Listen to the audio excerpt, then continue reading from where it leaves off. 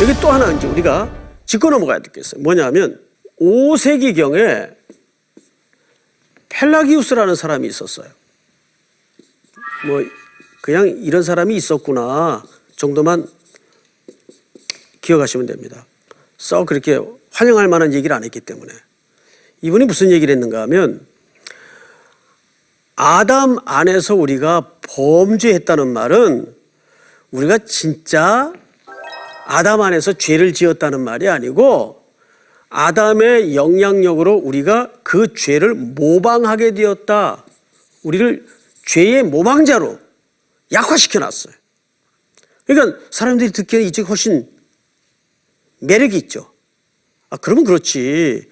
우리가 아담 있을 때 우리가 잊지도 않았는데 어떻게 우리가 죄를 그때 같이 지을 수 있는가.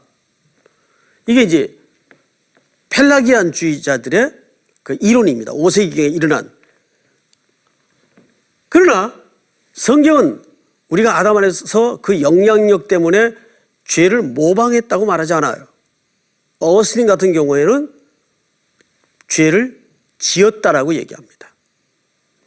여러분 히브리서 7장에 보면 논란의 여지 없이 낮은 자가 높은 자에게서 축복을 받느니라. 또 여기는 죽은 자들이 10분의 1을 받았으나 저기는 산다고 증거를 얻은 자가 받았느니라. 잘 보세요. 또한 10분의 1을 받은 누구도 10분의 1을 받은 레위도 아브라함으로 말미암아 10분의 1을 바쳤다고 할 수 있나니. 여러분 잘 보세요. 이게 무슨 얘기냐면 멜기세덱에 관한 설명이에요. 자, 아브라함이 멜기세덱에게 10분의 1을 바칠 때 레위도 아브라함으로 말미암아 10분의 1을 바쳤다고 할 수 있나니. 이때는 아직 레위가 아브라함의 허리에 있었어요. 근데 아브라함이 바쳤는데 레위도 바친 걸 흉내냈답니까? 바쳤다고 할 수 있답니까? 예, 바쳤다고 할 수 있나니. 이것이 보통 우리가 가장 중요하게 대표성의 원리예요. 대표성의 원리. 그러니까 이런 얘기입니다. 펠라기안주의자들처럼 우리가 아담의 죄를 모방한 게 아니고 어거스틴의 이야기처럼, 아니 바울의 로마서 이야기처럼 우리는 아담 안에서 죄를 범한 거예요. 그래서 그 아담의 계열에 태어나는 모든 인류가 실질적으로, 그렇다고 치는 게 아니고 실질적으로 아담 안에서 죄를 범한 겁니다. 그래서 우리가 죄인이 된 거예요. 그 같은 원리로 잘 들으셔야 돼요. 예수 그리스도께서 두 번째 아담으로 오셨어요. 두 번째 아담으로 오셔서 예수님의 그 죄에 대하여 모든 값을 지불하실 때 아까도 설명을 드렸지만 우리가 그리스도와 함께 죽었다고요. 그러니까 그분의 부활의 첫 열매인 생명 안에 묶여 있는 자는 이미 그 죄값이 이미 지불되고 부활의 약속을 받아 있는 사람이에요. 근데 이게 문제는 한꺼번에 이루어지는 사실이 아니고 우리의 시간과 공간이라는 과정 속에서 조금씩 성취된다는 걸 얘기하는 거예요. 근데 아까도 설명을 드렸지만 우리 느낌은 뭐예요?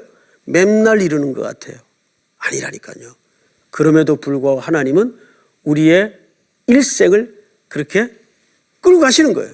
자, 그러면 여기에 두 가지 문제가 남아요. 뭐냐면 그러면 하나님이 그렇게 하지 말고 이게 바로 확 오시면 안 되나?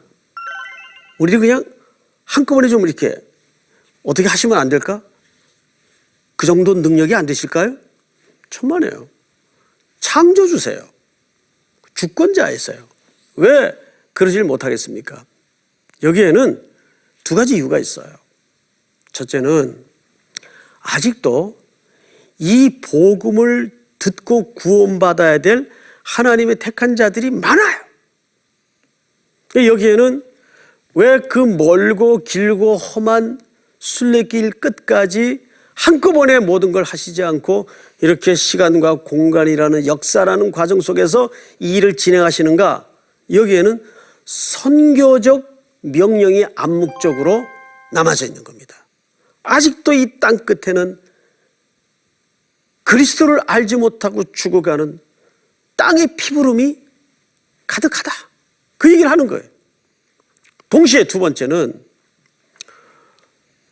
사도 바울이 고린도 교회 성도들에게 편지를 쓸 때 설명했던 것처럼 우리가 구원을 얻을 때 벌거벗는 불 가운데서 구원 얻는 자와 같이 않도록 하기 위해서 이 과정 속에 우리를 어떻게 하는 거죠? 자꾸 벗겨내는 거예요. 불순물들을 뽑아내고 돌로 이 정으로 돌을 쳐서 다듬듯이 우리를 다듬고 우리를 만져서 익혀놓고 그래서 그리스도의 성품으로 아니 그리스도의 신부로 다듬어 만드는 거예요. 여러분 결국 성경의 모든 창세기부터 계시록까지 이야기는 놀랍게도 전부 웨딩 스토리 아니에요? 에덴 동산에서 그 아름다운 완전했던 내 뼈 중에 뼈요 살 중에 살이라고 시 중에 시를 토해냈던 그 아름다운 아담의 가정은 무너지잖아요. 죄로. 그리고 에덴 동산에서 쫓겨납니다. 그런데 계시록은 뭘로 완성이 되죠? 어린 양과 신부의 혼인잔치로 마무리되잖아요.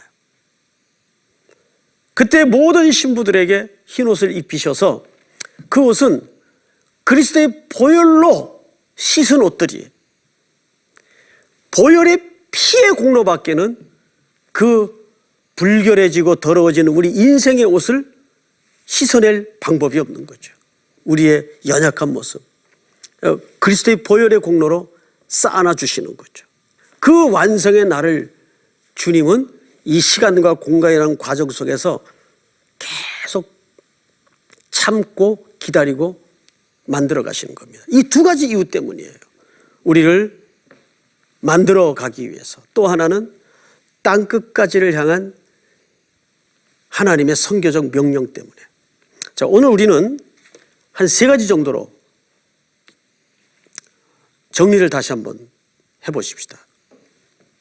자, 첫째, 우리는 더 이상 죄의 종이 아니다. 죄의 종이 아니다. 그 근거는 예수 그리스도께서 우리를 위해 십자가에 대신 우리를 묶어서 함께 죽었기 때문에.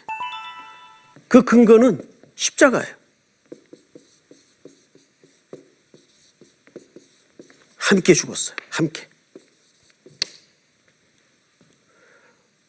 여러분 이 변질될 수 없는 진리와 사실 앞에 우리는 오늘도 감히 얼굴을 다시 들 수 있는 용기를 가지는 거죠. 가슴이 뛰는 거죠. 그래서 우리는 매일 그리스도의 은혜 없이는 살아갈 수가 없어요. 그리고 마지막 세 번째로 이제 우리는 이 십자가에 함께 죽은 것을 순례길 마칠 때까지 그분의 사랑의 종으로서 사는 거죠. 율법의 종이 아니라. 이 세 가지 약속이 우리 CGN 시청자 여러분들에게 다시 한번 신앙생활의 힘을 새롭게 하는 근거가 되기를 주님의 이름으로 축복합니다. 감사합니다. 이제 다음 시간에는 이제 율법과 남편의 비유를 통해서 복음에 조금 더 깊은 설명을 나누도록 하겠습니다. 수고하셨습니다.